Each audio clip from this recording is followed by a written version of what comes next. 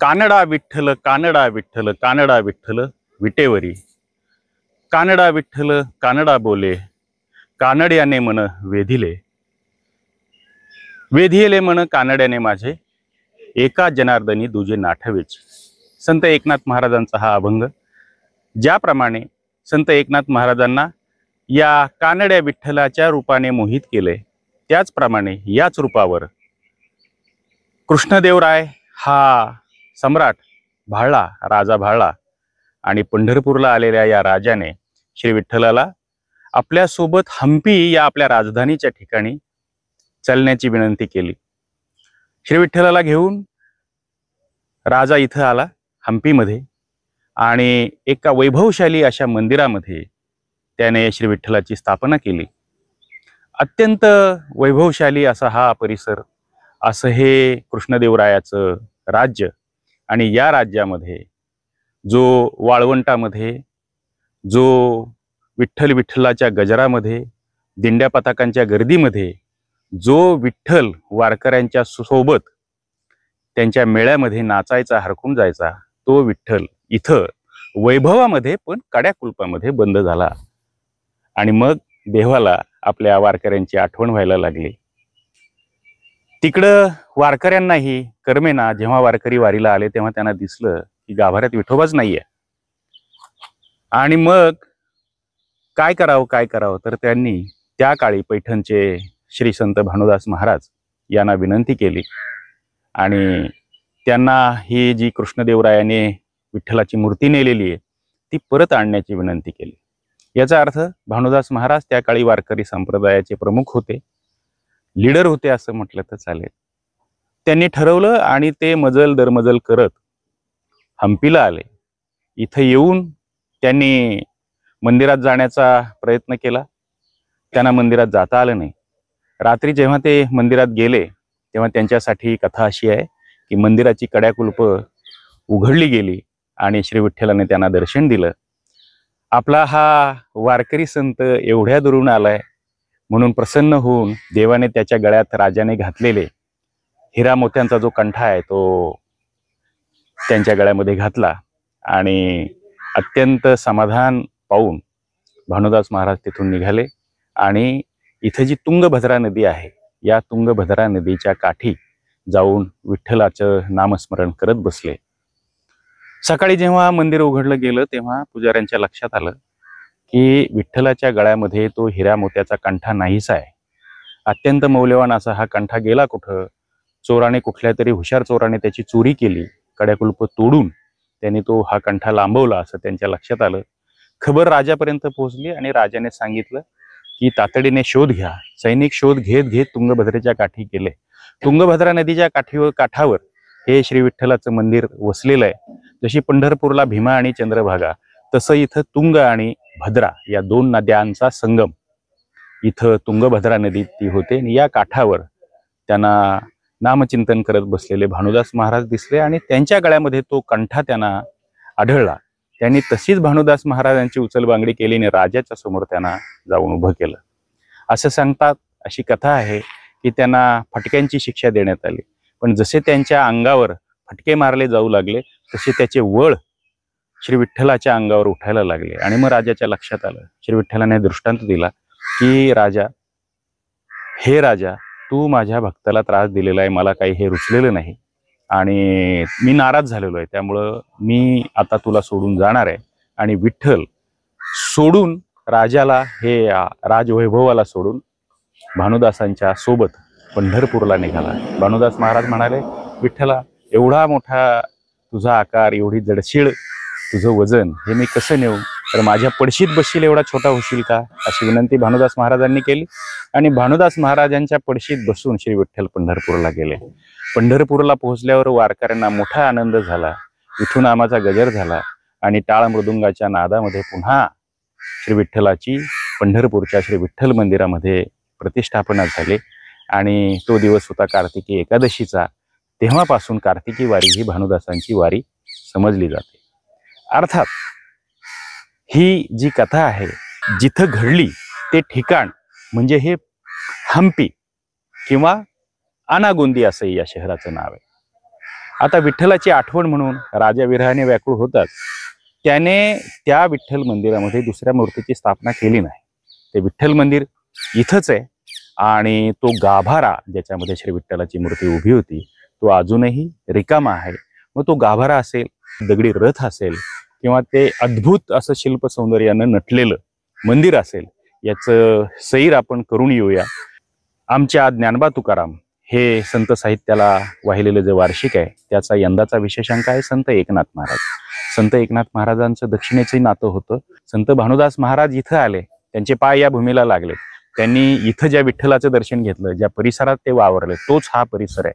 या विशेषांकामध्ये आम्ही special reportage या सगळ्या गोष्टींवर करणार आहोत आणि त्याचाच व्हिडिओ करणार आहोत, त्याचाच हा भाग. आणि हे मंदिर, हा परिसर आम्ही तुम्हाला या व्हिडिओच्या माध्यमातून दाखवणार आहोत. तेव्हा माझ्यासोबत चला आणि आमचं ज्ञानबा तुकाराम हे यूट्यूब चॅनल सबस्क्राईब करायला विसरू नका. चला माझ्याबरोबर आपण श्री विठ्ठलाच्या मंदिर परिसर पाहून घेऊया.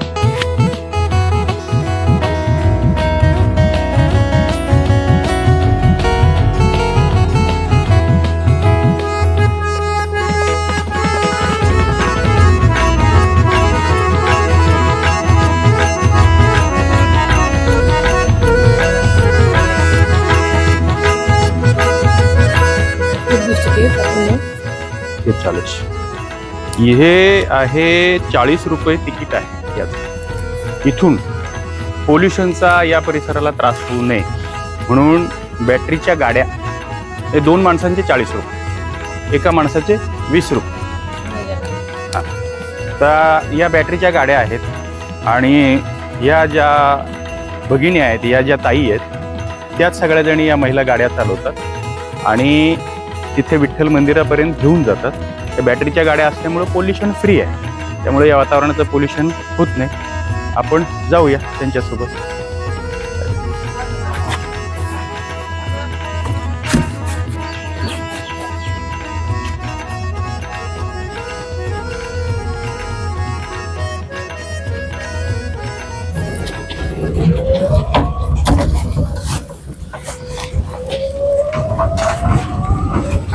अच्छा, लेकिन ये कितने बजे गाड़ी शुरू होती है?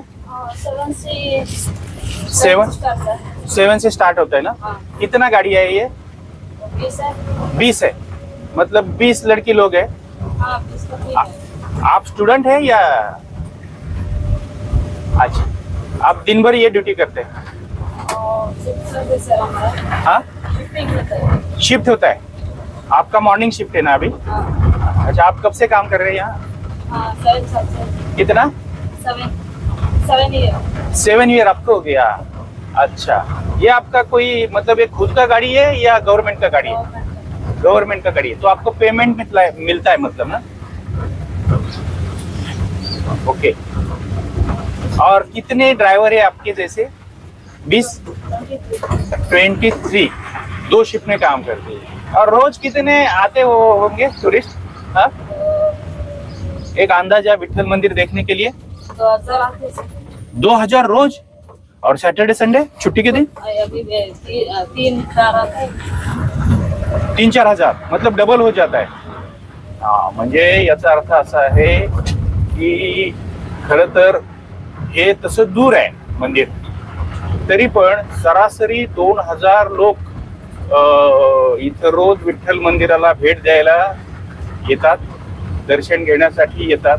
आणि हा जो सगळा परिसर आहे हा बघा एका वेगळ्या दगडांनी, दगडावर दगड, लगोरी जशी लहान मुलं खेळतात तसा लगोरी ठेवावेत असे हे मोठे प्रचंड पाषाण इथं ठेवलेले दिसत आहेत.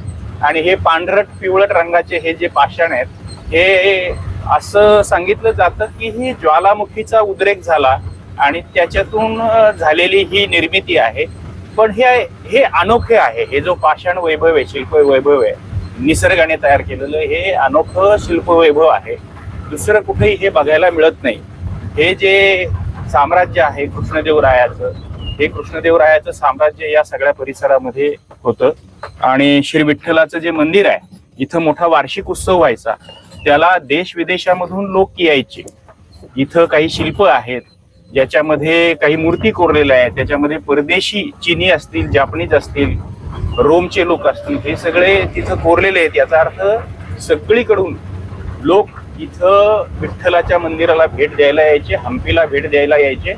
आणि जिथं कृष्णदेवरायाची जी पत्नी आहे तिच्या नृत्याचा कार्यक्रम वार्षिक उत्सवामध्ये व्हायचा. आणि इथं हा वार्षिक उत्सव, आपण हा जो परिसर बघतोय, हा त्या काळात फुलून गेलेला असेल. खरं तर या आता वैभवाच्या केवळ खुणा राहिलेल्या आहेत. 15व्या शतकातलं हे जे त्यावेळचं नांदतं असं प्राचीन नगर असेल वैभवशाली, त्याच्या आता या केवळ खुणा राहिलेल्या आहेत. हे काय, या ठिकाणी मोर आहेत, निसर्गाला काय म्हणतात अगदी जपून इथं ठेवलेलं आहे आणि त्याची हानी होणार नाही, त्याला धक्का लागणार नाही, अशा पद्धतीचं काळजी इथे घेण्यात येते. ही बॅटरीची जी गाडी आहे, ते ताई तुमचं नाव काय, आपका नाम क्या है?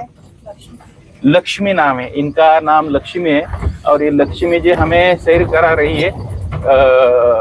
गाडीमधून त्या आपल्याला विठ्ठल मंदिरामध्ये सोडतायत.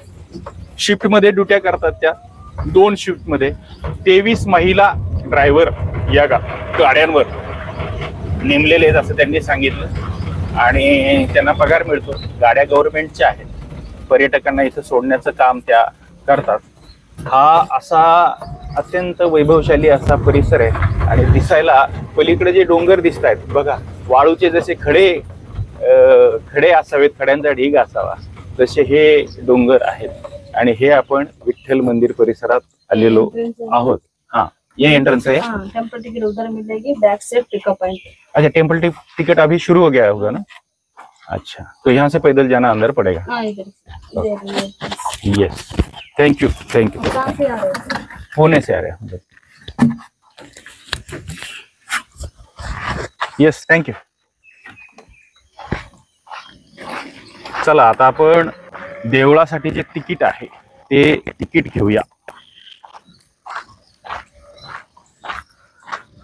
इथे QR कोड पण दिसतो आहे, तो स्कॅन करू शकतो आपण आणि बुकिंग करू शकतो.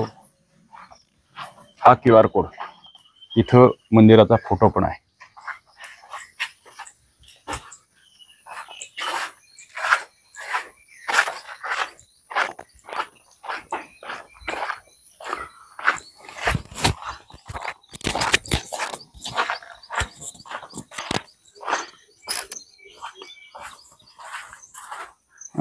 सर दो टिकट 80.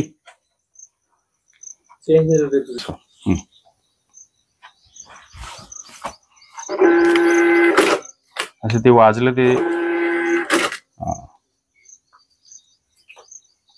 एक कितने टाइम के लिए टिकट रहता है? आज के लिए चलेगा, पूरा दिन चलेगा. वो गाइड आया है अंदर? हाँ, गाइड होगा ना. Yes, thank you. चला, 2 तिकीट मिळालेली आहे. 40 रुपयाचं तिकीट. दिवसभर म्हटलं तर तुम्ही आपण हे मंदिर परिसर बघू शकतो. बाटली लेके जा सकते ना अंदर? बॉटल लेके जा सकते ना. हाँ?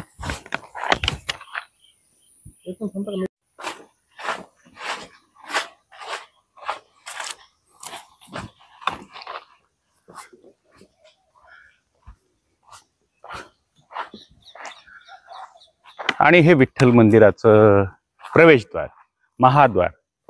आपण पंढरपूरला आल्यावर पहिल्यांदा आपल्याला जे महाद्वार दिसतं ते नामदेव पायरी आहे. आता इथे पायरी आहे का माहित नाही, पण हे अत्यंत प्राचीन, किमान 500 वर्षांपूर्वीचं तरी हे बांधकाम असावं. चुना आणि विटा यांचं बांधकाम दिसतंय. मध्येपर्यंत दगडाचं बांधकाम आहे आणि वरती चुना आणि विटांचं बांधकाम आहे. तर हे किमान 500 वर्षांच्या पूर्वीचं तरी असावं असा एक अंदाज आहे. बाकी आपल्याला इथे गाईड असतील ते माहिती सांगतीलच. कितने बजे आता है? कितना? 8 बजे ना. अभी कितना बजे है? 7:30. ठीक है, हम रुकेंगे तब तक. ठीक है. चलिए.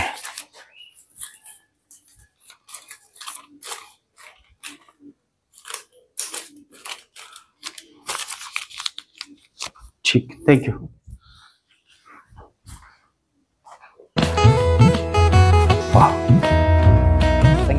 संगीत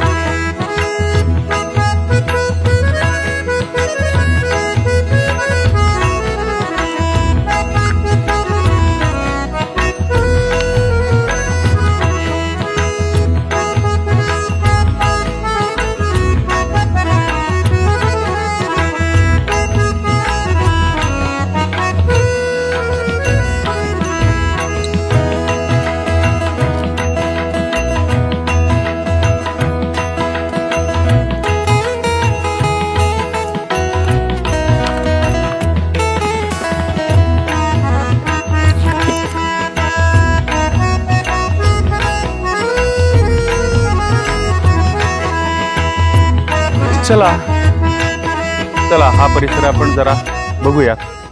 हे जे विठ्ठल मंदिर आहे, ह्या सगळ्या पुरातन वैभवाच्या खुणा अत्यंत स्वच्छ, निरभ्र आणि निखळ, निर्मळ ज्याला म्हणता येईल असं इथं वातावरण असतं. आणि त्याच्यामध्ये हे मंदिर उभारलेलं आहे. आपल्याला एखादा गाईड मिळाला तर आपण त्याच्याकडनं हे समजून घेणार आहोतच. परंतु मला दिसते असं की गरुड हनुमंत पुढे उभे राहती असं जे विठ्ठलाच्या दरबाराचं वर्णन आहे, ते याच्यामध्ये हे गरुड कोरलेलं आहे. आणि त्याच्या मागे जो मंडप आहे तो संगीत मंडप आहे, ज्याच्यामध्ये जे दगड आहेत ते दगडांना वाजवलं की त्याच्यामधून सप्तसूर निघतात, सप्तसुरांचा आवाज येतो. सा रे ग म पध निसा. पण आता एवढी वर्ष झाली, हे दगडी खांब जे आहेत ना ते भरीव आहेत, म्हणजे त्याच्यात कुठलाही काही पोकळपणा नाही. एखादं वाद्य वाजवायचं असेल तर त्याच्यात पोकळपणा असावा लागतो. पण हे मंदिर भरीव दगडामध्ये कोरलेलं आहे आणि तरी हे खांब त्यांच्यामधून नाद निघतो. पण आता लोकांनी सारखं ते वाजवून त्याला काही हानी पोहोचू नये म्हणून हा जो सभामंडप आहे तो बंद केलेला आहे पर्यटकांसाठी. तो आपण दुरून किंवा बाहेरूनच बघू शकतो. आणि मुख्य मंदिर जे आहे ते मुख्य मंदिर या सभामंडपाच्या पाठीमागे आहे. बघा, हे दगडामध्ये कोरीव काम केलेलं शेकडो वर्षांपूर्वीचं, म्हणजे आपण कृष्णदेवरायांचा उल्लेख करतो, 15व्या शतकात होऊन गेले, 15व्या आणि 16व्या.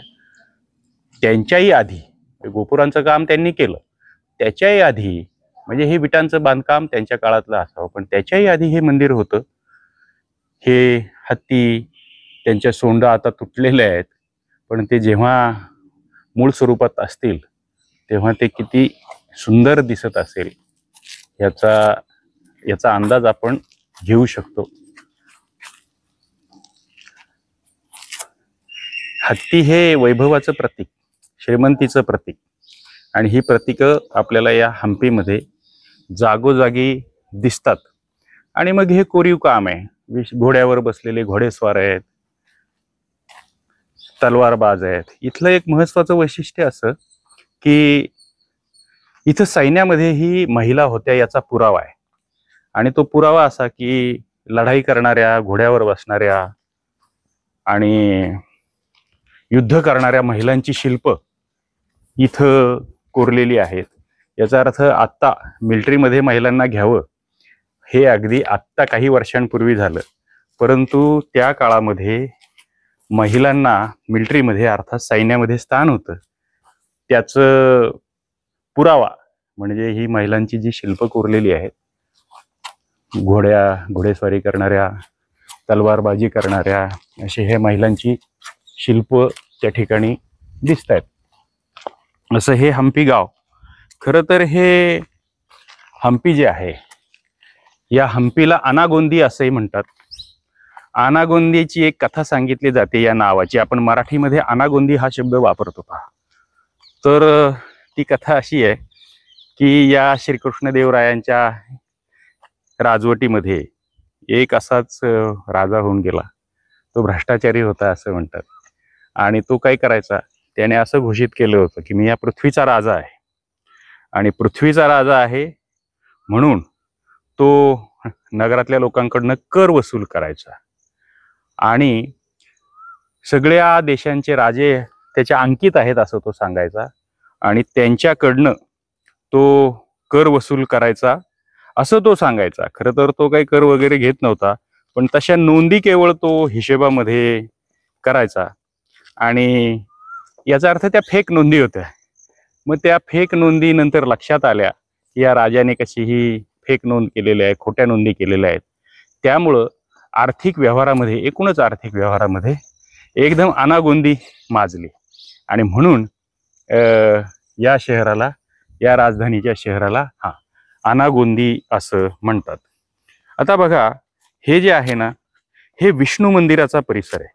श्री विठ्ठल हे एका विष्णूचंच रूप आहे आणि त्याच्यामुळं विष्णू हा याची मिरवणूक रथातून काढली जाते. आजही आपल्याकडं पंढरपूरला नगर प्रदक्षिणा होते एकादशीनंतर. सगळ्यांना श्री विठ्ठलाचं दर्शन व्हावं याच्यासाठी नगर प्रदक्षिणा होते आणि रथामध्ये बसून श्री विठ्ठल सगळ्यांना दर्शन देतात. म्हणून या पद्धतीचं रथ इथेही आपल्याला दिसतो. ह्याला जी दगडी चाकं आहेत ना, ही दगडी चाकं ही फिरणारी चाकं आहेत बरं का. ही दगडी चाकं रथाची फिरणारी चाकं आहेत. पण लोकांनी सारखं पर्यटकांनी ती फिरवून खराब होऊ नयेत म्हणून आता ती एका ठिकाणी हे करण्यात आलेली आहेत, थांबवण्यात आलेली आहेत. दगडांचा आधार देऊन ती बंद केलेली आहे. त्याच्या भोवती कंपाऊंड केलेलं आहे आणि आता लोकांना ती चाकं फिरवता येत नाही, पण ही चाकं फिरतात. आणि हा जो रथ आहे, हा रथ असं म्हणतात हा विष्णूचे जे अवतार आहेत, म्हणजे पुरीचा जगन्नाथ, त्याला अन्नब्रह्म म्हटलं जातं. अन्नदान असतं तिथं. तिरुपतीचा जो बालाजी आहे तो कांचन ब्रह्म आहे.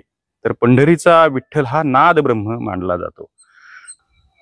तर नाद ब्रह्म असं या विठ्ठलाला का म्हणतात, तर तुळशी माळ गळ्यात घातलेले, चंदन टिळा लावलेले, अबीर बुक्का लिहिलेले वारकरी हे विठ्ठलाचं नामस्मरण करत, ज्ञानबा तुकाराम भजन करत, संतांचं भजन करत नाचत असतात आणि अत्यंत आर्तपणे विठ्ठलाची आळवणी करत असतात. म्हणून त्याला नाद ब्रह्म असं म्हटलेलं आहे. म्हणजे विठ्ठल आणि नाद, नामाचा जयघोष यांचं अतूट असं नातं आहे.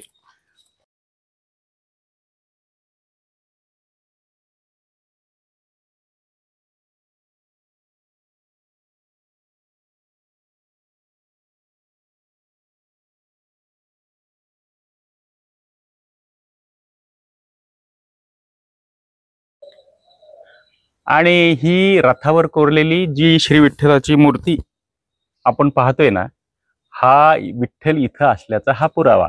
पंढरपूरच्या विठ्ठल मंदिरात अशाच पद्धतीची मूर्ती आहे बघा. कटेवर कर ठेवलेला श्री विठ्ठल तो इथं कोरलेला दिसतोय आणि ही मूर्ती या पद्धतीची इथं आहे. याचा अर्थ विठ्ठल इथं होता. आता हा विजयी विठ्ठल आहे. हे विजयनगरचं साम्राज्य आहे म्हणून हा विजय विठ्ठल आहे. असाच विठ्ठल आहे ना आम्ही पैठणमध्ये पाहिला. पैठणमध्ये जे नाथ बाबांचं राहतं घर आहे त्या राहत्या घरामध्ये याच पद्धतीची विजय विठ्ठलाची मूर्ती आहे. आणि ती मूर्ती अशी आहे की ती पंचधातूंची मूर्ती आहे. डोळ्यामध्ये माणकं आहेत आणि अत्यंत वैभवशाली सुद्धा, ती सुद्धा मूर्ती अत्यंत वैभवशाली आणि श्रीमंत आहे. याचं कारण ती इकडनंच गेलेली आहे. इथं एक सावकार होता कर्नाटकामध्ये आणि त्या सावकाराने स्वतःच्या पूजेसाठी म्हणून ती मूर्ती बनवलेली होती. पण एक दिवस त्याला श्री विठ्ठलाचा दृष्टांत झाला आणि त्याने सांगितलं की मला तू जे एकनाथ महाराज आहेत पैठणचे त्यांच्या घरी घेऊन चल. असं 2-3दा दृष्टांत झाल्यावर तो सावकार खरोखर पैठणला एकनाथ महाराजांच्या घरी गेला, अर्थात भानुदास महाराजांच्या घरी गेला आणि त्यांनी सांगितलं की मला असा असा दृष्टांत झालाय. तसाच दृष्टांत भानुदास एकनाथ महाराजांनाही झाला आणि मग ती मूर्ती तिथं देण्यात आली. अर्थात त्यावेळी वैभवशाली असलेलं सगळं एकनाथ महाराजांचे घर आहे, समृद्धी होती त्यांच्या घरामध्ये.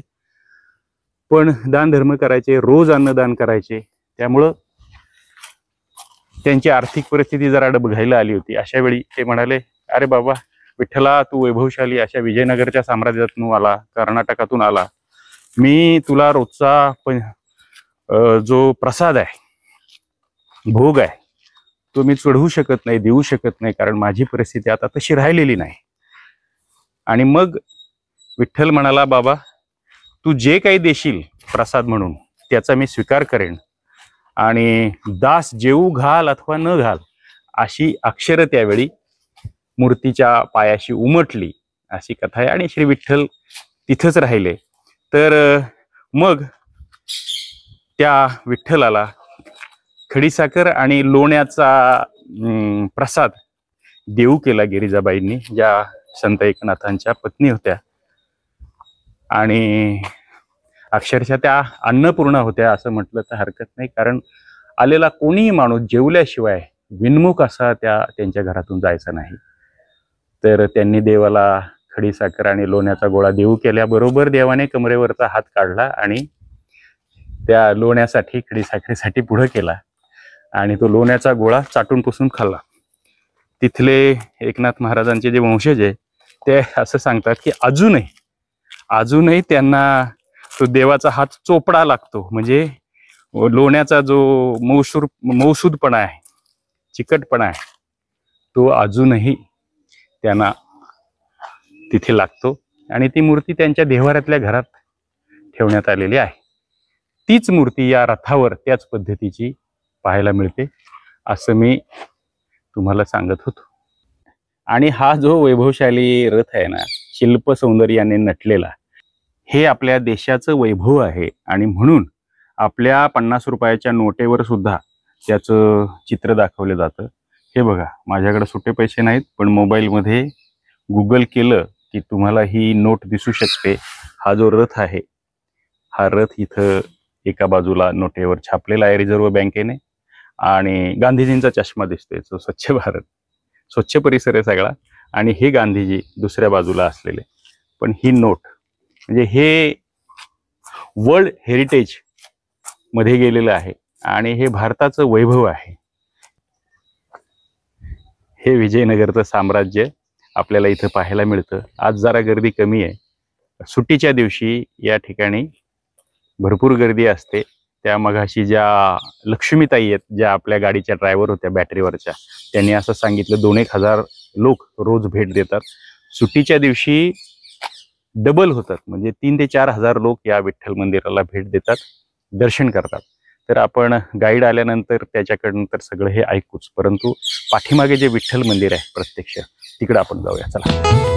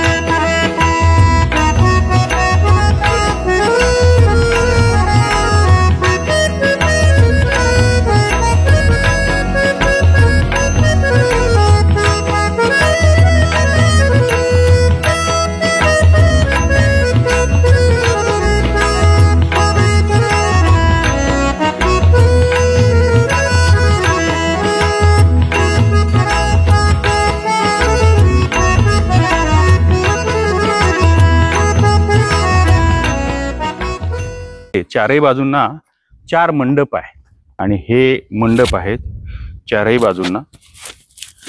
त्याच्यामध्ये पाकगृह मंडप आहे, भजनगृह मंडप आहे, पांडुरंग रुक्माई कल्याण मंडप आहे आणि मध्यभागी महामंडप आहे. आता हा जो महामंडप आहे, तर या मंडपामध्ये, कल्याण मंडपामध्ये, विठ्ठल रुक्माईच्या लग्नाचा सोहळा साजरा केला जात असे. आणि ते जे स्तंभ आहेत, ते स्तंभ संगीत स्तंभ म्हणून ओळखले जात होते. अजूनही त्याच्यामधून सारे गम पधनिसाचा निनाद ऐकू येतो सप्तसुरांचा, पण तो आता पर्यटकांसाठी बंद केलाय आणि या मंदिराचं जोपासना व्हावी, जतन व्हावं, याच्यासाठी ते बंद करण्यात आलेलं आहे. तर आता आपण या विठ्ठलाच्या मुख्य मंदिराजवळ आलेलो आहोत. हेच ते मंदिर आहे श्री विठ्ठलाचं. इथंच काही दिवस आपला विठुराया नांदलेला आहे, राहिलेला आहे. आता मी ज्ञानोबा तुकारामच्या सगळ्या प्रेक्षकांना सांगू इच्छितो की हम्पीचं अनागोंदीचं जे श्री विठ्ठल मंदिर आहे, राजा श्री कृष्णदेवरायाच्या सोबत विठोबा इथं आला आणि त्याच्या या वैभवी साम्राज्यात राहिला. राजाने त्यांना खूप वैभवामध्ये ठेवलं, पण कवयित्री बहिणाबाई म्हणतात ना की मारवाड्याचा बालाजी, सोन्या रुपयानं मढला मारवाड्याचा बालाजी, आणि वारकऱ्यांचा विठोबा पानाफुलामध्ये राजी. देवाला इथं काही करमेना आणि देव परत पंढरपूरला गेले अशी कथा मी तुम्हाला सांगितली. पण राजाने, या विजयनगरच्या सम्राटाने, त्या विठ्ठलाची आठवण म्हणून हे मंदिर कायम ठेवलं आणि या मंदिराचा गाभारा रिकामा आहे. मी तुम्हाला मगापासून असं सांगत होतो, तोपर्यंत गाईड आलेले नव्हते. आता गाईड आलेले आहेत. नमस्ते जी. नमस्ते सर. आपका शुभ नाम? रुद्रमुनी है. रुद्रमुनी है. हे ऋषी मुनी आहेत आपल्याकडे, तसे हे रुद्रमुनी आहेत. वो पूरी जानकारी हमको देंगे. आता आपण तिथून आलो तर त्या गोष्टी ते परत आपल्याला दाखवतील, पण पहिल्यांदा आपण हे विठ्ठलाचं मुख्य मंदिर बघूया. तो चलिए हम गर्भगृह देखते हैं. तो आप बताइए, ये पूरा विठ्ठल मंदिर का ये मेन गर्भगृह है? मेन गर्भगृह है. अभी उसके बारे में अंदर बता के बाद में एक के बारे में बताता. तो ये देखिए ना, ये जो मंडप है ना आगे, वो संगीत मंडप है. तो संगीत मंडप में हम जा सकते हैं? नहीं सर, 2008 से बंद है. अच्छा, क्यों बंद किया वो? ये लोग आने वाला उधर संगीत मंडप था, वो राजा कृष्णदेव ने उसको वाइफ के लिए मंदिर को सेवा करने के लिए निर्माण किया था. अच्छा. इधर 1565 में इस्लामिक धर्म के लोग नाश करके गए थे ना. अभी भी 12 से 15 स्तंभ में म्यूजिक आता है. ये 2008 का पहले सबको टूरिस्ट को आप लोग हाथ से बजा के दिखाता था. ये आने वाला टूरिस्ट क्या करता बोलते हो, हाथ से बजे तो आवाज कम आता, बोल को लोग पत्थर से कान से मार के चाबी से मार के वो पूरा डैमेज होने के लिए चाहिए. ये रीजन से इन फ्यूचर के लिए चाहिए बोल के डिपार्टमेंट वाला 2008 से बंद करके रखा हुआ. इधर मंदिर के बारे में शिलालेख है. मंदिर के बारे में ये शिलालेख है. तो लोग मराठी में, ये कन्नड़ा में है. ये हम्पी के अंदर totally not only one language use नहीं किया, टोटल 4 लैंग्वेज यूज किया हुआ है. अच्छा. ओल्ड कन्नड़ा, तेलुगु, संस्कृत, तमिल है. अच्छा. और ये मंदिर कौन निर्माण किया था, कब? ये कौन सा भाषा है? ये ओल्ड कन्नड़ा तेलुगु में है. अच्छा. ये मंदिर कौन निर्माण किया था, कब निर्मित किया था, ये मंदिर के लिए कौन सा राजा ने क्या डोनेशन दिया था, ये मंदिर का क्या क्या प्रॉफिट आता था बोल के उसके बारे में पूरा शिलालेख लिख रखा है. अच्छा. ये विठ्ठल बोले तो कृष्ण भगवान है, विष्णु का मंदिर है. ये विष्णु का द्वारपालक है. जय विजय. हे द्वारपाल आहेत बघा. ये गजलक्ष्मी है. हा, हे द्वारपाल आहेत. दोन्ही बाजूला जय विजय याची एक पौराणिक कथा आहे, ते आपल्या सगळ्याला माहिती आहे. ये गजलक्ष्मी है. ये मुनी, क्या आपका नाम? मुनी? रुद्रमुनी. रुद्रमुनी बता रहे की ये गजलक्ष्मी आहे. लक्ष्मी आहे आणि आपल्या घरात मध्ये चित्र असतं बघा, आणि हत्ती त्याच्यावर अभिषेक करतायत. इधर अंदर आना. अंदर आ.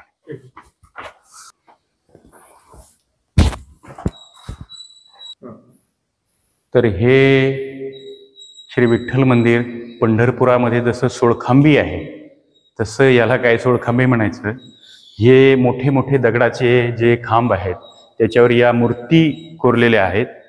ये जो है इसके बारे में आप जरा बताइए. अभी बताने वाला है. हाँ. इधर हाँ बताइए. ये मंगोलियंस आए थे ना इधर. नवरात्र में Dussehra festival is founder of Vijayanagar empire है.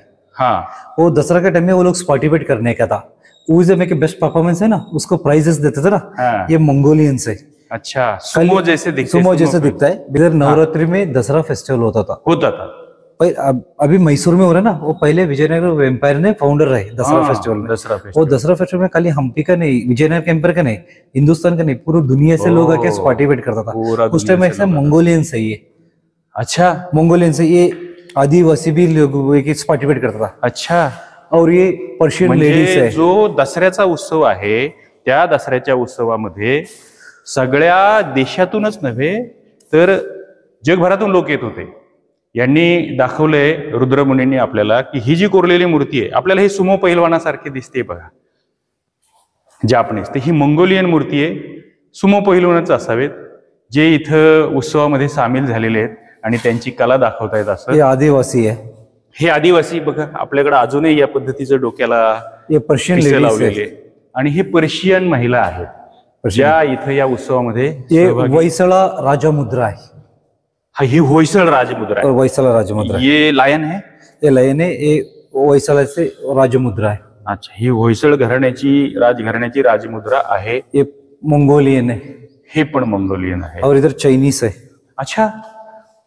इथं हे चायनीज लोक आहेत, हे वादक आहेत बघा. आपल्याकडे जसं डफली वाजवतात ना, तसे त्यांच्या हातात डफली आहे. और इधर देखे तो पर्शियन डांस है, आणि ते चीनवरनं आलेली मंडळी आहे. ये पर्शियन है. हे पर्शियन आहे. हे काहीतरी नृत्य करणारा नृत्य पर्शियन माणूस दिसतो आहे. इधर नरसिम्हा हिरण्यकशिपु को संहार कर रहा है. हे हिरण्यकश्यपूची जी पौराणिक कथा आहे की त्याचं पोट फाडलं और इधर देख सकते हैं मांडीवर धरून विष्णूने हिरण्यकश्यपूचा अवतार धरून, तर ते अवतार इथे कोरलेला आहे. ये कितने साल पुराना होगा? ये 500 साल पुराना. ये मनमत राजा ने, मनमत है, हाँ, मनमत राजा ने उसको, ये है ना मनमत है. हाँ. इधर भी डांसिंग है. इधर ये भी ट्रेबल्स है. ये मंडप को क्या बोलते हैं? नवरंगा मंडप बोलता है. नवरंगा मंडप. और जो फेस्टिवल होता था वो आगे होता था. वो खाली मंदिर को सेवा करने कहाँ के होता वो जगह? वो इधर से राजवाड़ा में है वो. राजवाड़ा में होता था. और इधर देखते थे नरसिम्हा है, लक्ष्मी नरसिंह. हाँ हाँ, लक्ष्मी नरसिंहाचं रूप आहे. लक्ष्मी नरसिंह का रूप है. हाँ हाँ, और इधर देख सकते हैं नरसिंहाचं रूप आहे. हाँ. डांसर्स है. हाँ, डांसर्स है. इधर मक्खन कर हे रहे पण नृत्यांगण आहेत.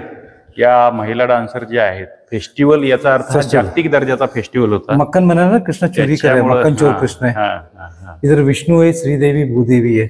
हा, ते इथे बघा, हा विठ्ठल म्हणजे श्रीकृष्णाचं रूप. श्रीकृष्ण. गोकुळामध्ये दह्या दुधाची लोण्याची चोरी करायचा, सवंगड्यांना वाटून द्यायचा, आणि तिथं ही दह्याची घुसळण करणारी ही रवी दिसते मोठी, हा माठ दिसतोय, आणि ही घुसळण दह्याची करणारी, दह्यापासून लोणी और ये ना करणारी ही गोपाल कृष्ण है.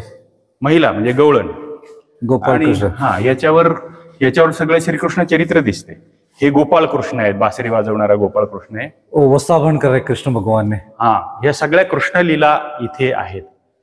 इधर हे जे वस्त्रहरणाची आहे, स्नान करिता नारी वस्त्र घेऊन कदंबाच्या वृक्षावर जाऊन श्रीकृष्ण त्यांचे घेऊन गेला, असे जे श्रीकृष्ण चरित्रातल्या त्यांच्या लीला आहेत त्या त्याच्यावर कोरलेल्या आहेत.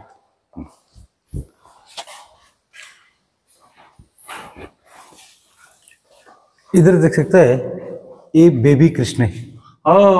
और इसमें एक विशेषता है, यशोदा के लिए हाँ. लड़की नहीं रहती ना, एक साइड से कृष्ण के लिए लड़की का होता लेके ड्रेसिंग बना, एक साइड से देखा तो कृष्ण दिखता है, एक साइड से लेडी फेस बाळकृष्ण आहे. आपल्याकडे मराठी घरामध्ये देवाऱ्यामध्ये असतो बघा, दुडक्या चालेने म्हणजे गुडघ्यावर रांगणारा बाळकृष्ण आहे. त्याच्या और सगळ्या इधर बाळलीला मक्खन आहे. चोर कृष्ण है, डांसिंग हे कृष्ण है. हा माखन चोर म्हणजे लोणी दही दूध चोरून खाणारा यशोदा माता आणि श्रीकृष्ण आहे. माठातून दही काढून लोणी काढून तो खातोय बघा. आणि खाली यशोदेला मुलगी नव्हती, ये बाल आपल्याला ती कृष्ण है. कथा माहिती आहे. तो हे- वसुदेव गोकुळात घेऊन गेला होता, मुलगी नव्हती. हे मुलगीच्या रूपामध्ये यस, श्रीकृष्णाला ती नटवायची. ये आपल्याकडे के नाही विष्णु का? का द्वारपालक है. जय मुलाला मुलीला विजय है. हा, और जय काली है, विजय को मूर्ति पूरा खंडन किया हुआ है. और जय का भी फेस है ना, हाँ. वो भी एस्केशन के अंदर मिला हुआ है, नेक के अंदर जॉइंट किया हुआ है, अच्छा, जॉइंटेड है नेक में. हाँ, ये टूट गया था. ये जय का मूर्ति है. जय और विजय इधर का कहाँ है? ये के मेन गर्भगृह था. हाँ, ये अपन को मैं- हिंदू सनातन धर्म में दर्शन करने के पहले मुख दर्शन, कलश दर्शन करते ना. हाँ ये गर्भगृह के ऊपर ये शिखर है, ऊपर शिखर दिख रहा है ना, हाँ, शिखर के ऊपर विठल है, देखो विठल है ऊपर, उसके नीचे जय विजय है, विष्णु है, श्रीदेवी भूदेवी है. इधर गोवर्धन गिरी उठाया कृष्ण भगवान ने, इधर कालिंगा मर्दन कर रहे हैं. ये पूरा विष्णु का मूर्ति बना के दिया हुआ है. अब अच्छा, एक मिनिट. अभी ऐसा है की पंढरपुरात गेल्यावर कळसाचं दर्शन, चंद्रभागे स्नान, कळसाचं दर्शन शक्य झालं तर मुखदर्शन, तेही शक्य नाही. म्हणजे त्याच्यानंतर चरण स्पर्श दर्शन आहे. तर इथे सुद्धा तीच प्रथा आहे की कळसाचा आहे. आता हे जो वरचा कळस आहे तिथं विठ्ठलाची मूर्ती आहे बघा कोरलेली. तो हात तुटलेला आहे. खाली जय विजय आहे, नीचे जय विजय है. नीचे जय विजय आहे. आणि श्रीकृष्णाच्या जे लीला आहेत त्याचं पण तिथे आपल्याला हे दिसते, पाहायला मिळते. और हे कळसाचा भाग आहे. आता थोडासा जीर्ण झालेला आहे, विटांचं आणि चुन्याचं बांधकाम आहे. नहीं, ये पहले का है, अभी का जीर्णोद्धार नहीं है. अच्छा, पहिले पहिले काय काय? मतलब 500 साल पहिले काय? ये मंदिर है के 1435 में सेकंड देवर ने निर्माण किया हुआ एक गर्भगृह है, अच्छा, 1435 में. उसका बाद में राजा कृष्णदेवराय ने 1513 में इसके मंदिर के लिए एक्सटेंशन करके गया हुआ है. एक्सटेंशन. अपन को हिंदू सनातन धर्म में कौन सा भी मंदिर में दर्शन करने के पहले परिक्रम करते ना, 3 बार 5 बार 9 बार. ओल्डन डेज में कौन भी भगवान का सत्संग से परिक्रम नहीं करने का, भगवान को चरणों से नीचे से करने के बोल अंतराल परिक्रम बना हुआ है। ये परिक्रम करने के संदर्भ में खाली रॉयल फैमिली का परिक्रम था ये। वो लोगों के लिए लाइटिंग सिस्टम कैसा बने बोलते स्कंदक है, उस स्कंदक के अंदर पूरा पाणी स्टॉक होता था, ऊपर होल्स है। इधर आना एक मिनिट। अच्छा, म्हणजे आपण जी प्रदक्षिणा करतो तर ती प्रदक्षिणा सामान्य माणसांसाठी वेगळी आणि प्रदक्षिणा मार्ग राजघराण्यातले जे लोक आहेत त्यांच्यासाठी वेगळा, और इसको रॉयल फैमिली के लिए वो अलग बना हुआ है। अलग इधर बना पूरा था। पानी अच्छा। इधर अंदर आना, एक मिनट। ये पूरा पानी स्टॉक होता था, ऊपर होल्स है ना, इसके अंदर पानी स्टॉक होता था। अच्छा, ऊपर से सूर्य के किरण पानी के अंदर आए हुए उज्जवल होता है ना, उस टाइम खाली रॉयल फैमिली रिफ्लेक्शन से रॉयल फैमिली लोग परिक्रम करने म्हणजे का। बघा याच्यामध्ये होतं असं की रॉयल फॅमिली जी आहे, राजघराण्यातले जे लोक आहेत त्यांच्यासाठी विठ्ठलाच्या या गाभाऱ्याला प्रदक्षिणा मार्गासाठी हा वेगळा मार्ग तयार केला। आणि इथं असं साहजिक आहे, अंधार आहे, मग उजेड करण्यासाठी त्यावेळी काय साधनं होती, तर नॅचरल जो लाईट आहे, तिथं खंदक आहे, त्याच्यामध्ये पाणी सोडलेलं आणि वरचं जे झरोके आहेत त्या झरोक्याचं किरण पाण्यावर पडायची आणि त्याचं प्रतिबिंबित होऊन तो उजेड इथं सगळा यायचा। अब यहाँ थोड़ा अंधेरा है, लेकिन जब यहाँ पानी होगा उस टाइम बहुत आता था। हाँ, ऐसे तो लाइट आता था। ये प्रदक्षिण करने के लिए प्रदक्षिण मंदिर है। हाँ, ये गर्भगृह था, हे गर्भगृह इधर ही म्हणजे गाभारा मंदिर। ये विठ्ठल और रुक्मिणी का मूर्ति इधर ही था। ये के मेन गर्भगृह था, इधर ही विठ्ठल और रुक्मिणी का मूर्ति था। दंता कहते से बोलते हैं, ये मूर्ति जाके उठे के लेके महाराष्ट्र में पंढरपुर में स्थापन किया बोलता है। एविडेंस नहीं है। इधर विठ्ठल और रुक्मिणी का मूर्ति बगल बगल में था। महाराष्ट्र पंढरपुर में अलग अलग है। तुम्हारे लिए इधर पीठ है ना, पीठ का सामने देखे तो गरुड़ का मूर्ति दिख रहा है रथ के अंदर। हाँ, वो मानव रूप में गरुड़ भगवान है। हाँ। वो विष्णु का वाहन है ना, गरुड़ के लिए वो रथ निर्माण किया हुआ है।